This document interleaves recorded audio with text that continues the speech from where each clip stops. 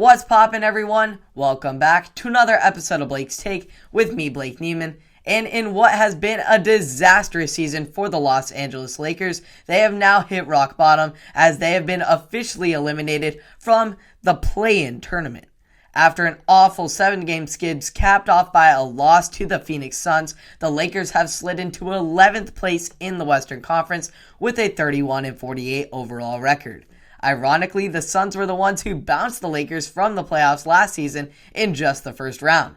This time around, they were able to crush any slim championship hopes that LA still had. If we're being honest here, even if the Lakers somehow did manage to squeeze into the playoffs, they would have ended up facing the Suns just like last year and ultimately ended up with the same fate. But it is better for all this way in how it ended in the most humiliating way possible so that this franchise can finally take accountability for how far they have let things go and how bad their situation has become.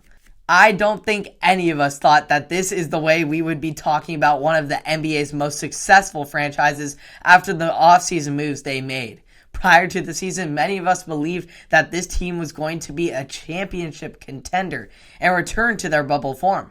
But obviously, this did not turn out to be the case, as the Russell Westbrook trade turned out to be a blockbuster bust. Anthony Davis continues to be an injury basket case, and what was supposed to be better veteran experience lacked any sort of leadership. And so, with that being said, as much as he may not want to accept it, all of these failures and missteps trace right back to LeBron James himself. Yes, LeBron was the one who wanted Westbrook to come to LA, even though he knew that he has had a track record of struggling to play with other stars and be an off-ball shooter. While Anthony Davis may be one of the top players in the league when fully healthy, we have seen time and time again him struggle to stay on the court consistently, which LeBron was aware of when he wanted to add AD to the Lakers. But most of all, LeBron knew that all of these other veteran players don't have the legendary longevity that he does, and that all of them were past their primes. So now we ask, what does the future hold for these Lakers? Because the only way for them to go now is up. It will probably start with the firing of head coach Frank Vogel, who I really feel for, because he tried his best to make this whole monstrosity work, and he'll be taking a large portion of the blame for which he does not necessarily deserve.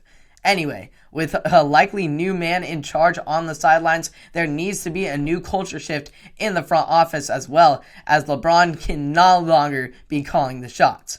Those days are over, especially after his grand scheme blew up right in his face.